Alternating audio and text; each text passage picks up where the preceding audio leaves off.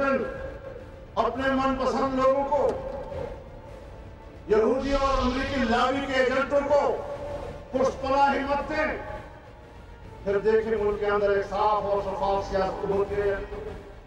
ये किसने हमारी जंग बनाई? अमेरिका के जूते पॉलिश करने वालों ने। ये हमारी जंग क्यों बनाई उन्होंने? क्या हमारे लिए या डॉलरों के लिए? एक गैर महफूज रियासत जहां पाकिस्तान का 60% बजट पाकिस्तान की दिफा पे खर्च हो रहा है, हमें बताएं कि जब हमारे अवाम का पैसा सिर्फ दिफा के लिए मुख्तस होगा, आम आदमी की खुशहाली का दिन कैसे मुमकिन हो सकता है?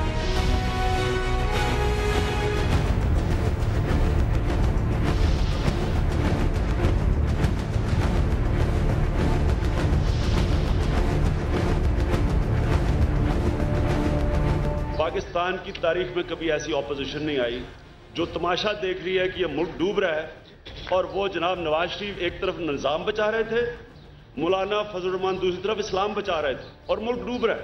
यहाँ तब्दीली की बात करने वाले और बहुत हैं, ये तब्दीली का नाम लेने वाले बहुत हैं, जो आपको मुख्तलिफ किस्म के ड्रामे दिखाते हैं, आपको नौजवान नस्ल को अजीब व गरीब किस्म के ख्वाब दिखाते हैं। असल तब्दीली ये है जो आज करके दिखा रहे हैं हम। बिस्मिल्लाहिर्रहमानिर्रहीम, अस्सलाम वालेकुम नाज़रीन, मैं हूं जैस्मीन मंजूर and welcome to the show. नाज़रीन, एक तब्दीली जो आज पाकिस्तान की फ़िज़ा में देखने के लिए आई वो बहुत ही ज़्यादा खुशाइन तब्दीली थी, और वो तब्दीली ये है कि जैसे कि आप जानते हैं कि इस वक्त भी वो अशाया चल रहा है जिसमें कि दो ममालिक के और हमारे नेबर्स यानी कि हमसाए ममालिक के बहुत ही अहम शख्सियात पाकिस्तान के ट्राईलैटरल विज़िट पर मौजूद हैं। हम हैं हामिद करज़ई साहब जो सदर हैं अफ़गानिस्तान के, और उनके साथ अहमदी निजात साहब जो सदर हैं ईरान के। इस वक्त पाकिस्तान के सदर आसिफ अली ज़रदारी साहब के साथ और उनकी टीम्स के साथ मशावरती इजलास जारी है, और इन इजलास में ये बताया जा रहा है, अब तक आने वाली खुशाइन खबरें ये हैं कि gas pipeline, Iran Pakistan gas pipeline वो प्रोजेक्ट है नाजरीन जो हमेशा खटाई में पड़ता रहा और इस पर बहुत सारी डिबेट होती रही। पाकिस्तान में एनर्जी का कितना फुकदान है ये मैं और आप ज़्यादा बेहतर जानते हैं, क्योंकि हमने इस पर बेशुमार प्रोग्राम्स भी किए हैं और हम हमेशा तनकीद भी करते रहे हैं हुकूमतों पर कि कोई ऐसे मुस्बत फैसले नहीं किए गए आने वाली नस्लों के लिए जिससे कि पाकिस्तान को फ़ायदा हो सके। ऐसा ही एक मुआहिदा आज हो रहा है जिसकी जो खबरें अब तक ऐवान सदर से आ रही हैं वो यही आ रही हैं कि ईरान ने अपना तरफ से जो उन्होंने काम करना था टेक्निकली तौर पर वो कर चुके हैं, और पाकिस्तान से वो अश्योरिटीज़ चाहते हैं कि एक बार फिर ये मामला कहीं खटाई में जैसे मैंने कहा तो नहीं पड़ जाएगा। इस पर बहुत सारे लोगों की नज़रें लगी हुई हैं, लेकिन लगता यह है कि जाते जाते अपना टर्म पूरा करते करते ये जमहूरी हुकूमत शायद कोई ऐसा काम कर जाएगी, कोई वाज़ेह हिकमत अमली दे जाएगी एनर्जी के हवाले से, जिसकी वजह से जो पाकिस्तान पीपल्स पार्टी पर इतनी उंगलियां उठी हैं उनकी गवर्नेंस के हवाले से वो उसका जिसको मैं कहूँगी नेमुल बदल शायद इस मुल्क को दे जाएंगे अगर वो इस पर डटे रहे और इसमें एक बार फिर पाकिस्तान की इस्टेब्लिशमेंट आड़े ना आई, और साथ साथ यूनाइटेड स्टेट्स ऑफ अमेरिका से आने वाले खदशात को भी एक तरफ रखा गया। ये बहुत अहम बात है, ये देखने को आ रहा है कि पाकिस्तान अपनी प्रायोरिटीज़ तब्दील कर रहा है। ये बहुत अच्छी बात है कि खित्ते में अमन पर बात हो रही है, और वो तीन अहम ममालिक जो एक दूसरे के साथ रहते हैं उन्हें अमन का जो पैगाम देना है पूरे मुल्क को वो यहीं से जाएगा। आपने अभी जो सियासी गुफ्तगू सुनी नाज़रीन वो दूसरे लबो लहजे पर बात कर रही हैं, लेकिन एक बात जो तीनों में कॉमन है वो ये है कि वो ये कह रहे हैं कि इस रियासत को, इस फलाही रियासत को पाकिस्तान को जो होना चाहिए था नहीं है, इसे एक सिक्योरिटी स्टेट बना दिया गया है, और उसके साथ साथ सिक्योरिटी स्टेट होने की वजह से पाकिस्तान का एक बेशतर अमाउंट ऑफ द बजट जो है वो पाकिस्तान अफवाज को चला जाता है। लेकिन इसकी बड़ी वाज़ेह तरदीद chief of the army staff general Ishfaq Parvez Kiani ने की जब उन्होंने कहा टॉक शोज में बैठकर और उसके साथ साथ दीगर फोरम्स पर यह बात की जाती है कि 80% बजट 60% बजट जो है वो पाकिस्तान अफवाज को जा रहा है, जबकि ऐसा नहीं है। ये गलत बयानी पर बात की गई है। बहरहाल خطے میں تبدیلی آ رہی ہے اور سب سے بڑی اہم بات یہ ہے کہ کیا پاکستان کی فورن پالیسی کی سوچ میں تبدیلی آ رہی ہے. اب ہمیں موازنہ کرنا ہوگا اور بیلنس پیدا کرنا ہوگا اپنے دوستوں میں کہ ہم کس کے لیے کتنا کرتے ہیں اور ہمارے لیے کون کتنا کرتا ہے. 4 امپورٹنٹ گیسٹ ہمیں جوائن کر رہے ہیں. وہ اس ٹرائلیٹرل میٹنگ کو ایران پاکستان اور افغانستان کے تعلقات اور سیکیورٹی کے حالات کو کیسے دیکھتے ہیں. کیا یہ گیس پائپ لائن کے جو خواہش ہے, جو خواب ہے, یہ جمہوری حکومت پورا کر سکے گی یا نہیں. Right after this short break.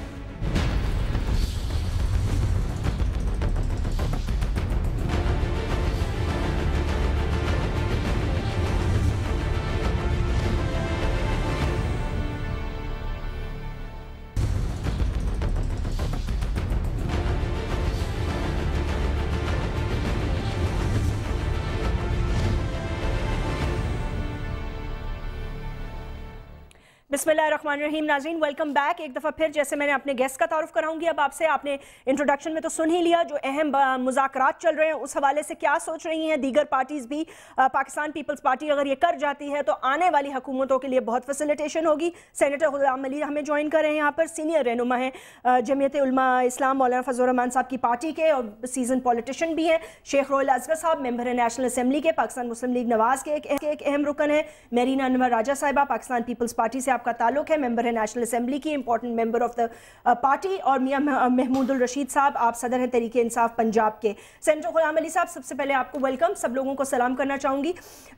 کس طرح دیکھتے ہیں آپ جو یہ بہت میں سمجھتی ہوں ایک بہت اہم دن ہے اس لیے کہ بڑے عرصے بعد ایسا ہوا ہے کہ 2 صدور امپورٹنٹ ممالک کے, آپ کے نیبرز کے, آپ کے ساتھ بیٹھ کر بات چیت کر رہے ہیں اور اس کا میرے خیال سے جو کریڈٹ ہے وہ حکومت وقت کو دینا پڑے گا. اور یہ جو دوسری بات کہ جو میں نے کہا جیسے ہمیشہ یہ معاملہ کھٹائی میں پڑ جاتا تھا, اس دفعہ آپ دیکھتے ہیں کہ یہ جو پودا لگایا جا رہا ہے یہ پھل بھی بن جائے گا. گیس پائپ لائن کی بات کر رہی ہوں. بسم اللہ الرحمن الرحیم. بہت شکریہ جاسمین. یہ حقیقت ہے کہ آج اور کل, گزرا ہوا کل اور 2 دن پہلے جی جو کچھ پاکستان میں ہوا ہے یہ پاکستان کے لیے اور پاکستانی قوم کے لیے بہت بڑا ایک کارنامہ ہے. آج سے 2 دن پہلے انڈیا کا ایک ڈیلیگیشن آیا 64 سال بعد. ہسٹری دیکھیں, واگا اور لاہور کا جو سفر ہے یہ 20 منٹ کا ہے اور یہ سفر 64 سال بعد طے ہوا.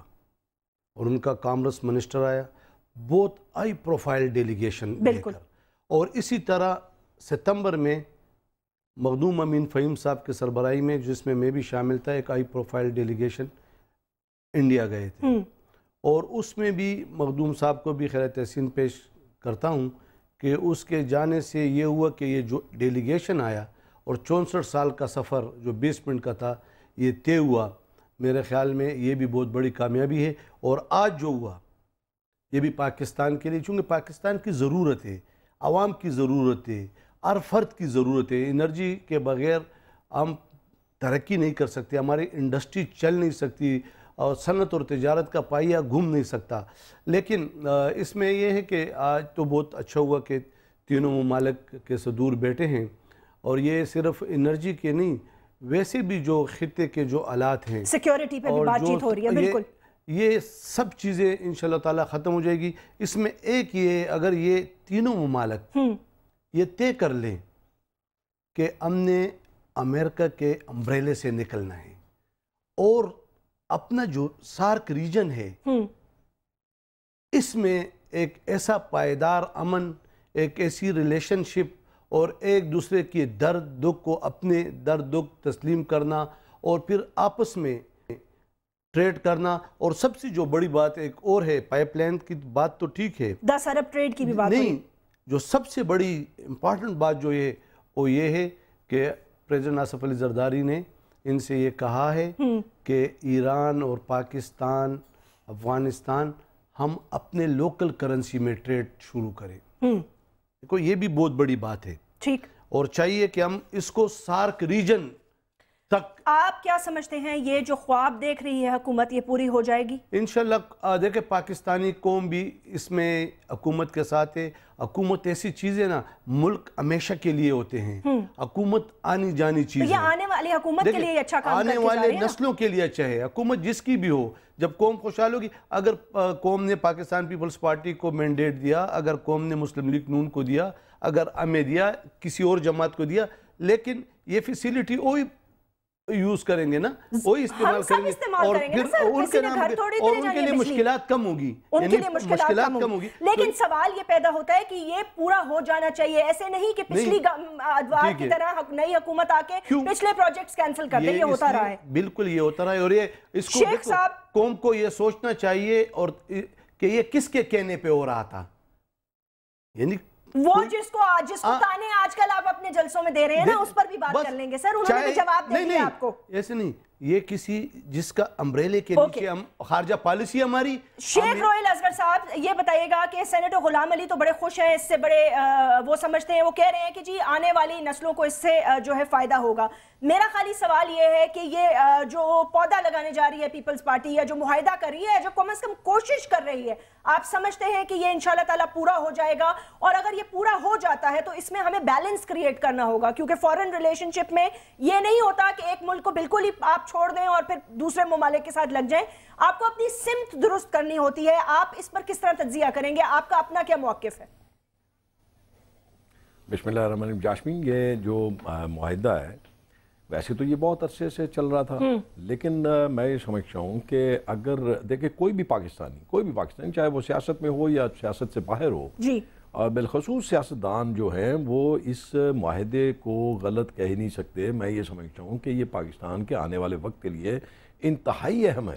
جیسے کوئی ملک بھی, مطلب دو چیزیں بہت ضروری ہیں. آپ کی گیس بہت ضروری ہے جس سے آپ کی پوری انڈسٹری چلتی ہے. آپ کی الیکٹریسٹی بہت ضروری ہے جس سے آپ کی انڈسٹری چلتی ہے. اگر انڈسٹری نہیں چلے گی تو آپ کا ملک کو پھل پھول نہیں سکے گا. اور یہ بات طے ہے جاسمین کہ امریکن جس کے امبریلا کے نیچے ہم برس سے اس کی بے وفائیاں بھی برداشت کرتے رہے, اس کے ساتھ ہم بغیر سوچے سمجھے چلتے بھی رہے, اور پھر اس کی وجہ سے ہمیں نقصانات بھی بہت اٹھانے پڑے.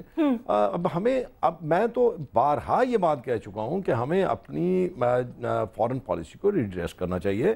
ہمیں کسی پہ دروازے بند نہیں کرنے چاہیے, لیکن ہمیں اپنے دروازے کھڑکیاں کھولنے چاہیے دوسروں کے لیے, تاکہ ہم دوسروں کے ساتھ بھی مل کے کام کریں. اب جیسے آپ یہ کہہ رہی ہیں تینوں, ایران, افغانستان اور پاکستان ایران میٹر کرتا ہے, کیونکہ ایران میں جو حکومت ہے, جو ایران کی جو وہاں پہ برش اقتدار پارٹی ہے, وہ میٹر کرتی ہے. وہ ان کی اوریجنل ایک ریپرزنٹیٹیو ہے ایرانی کی.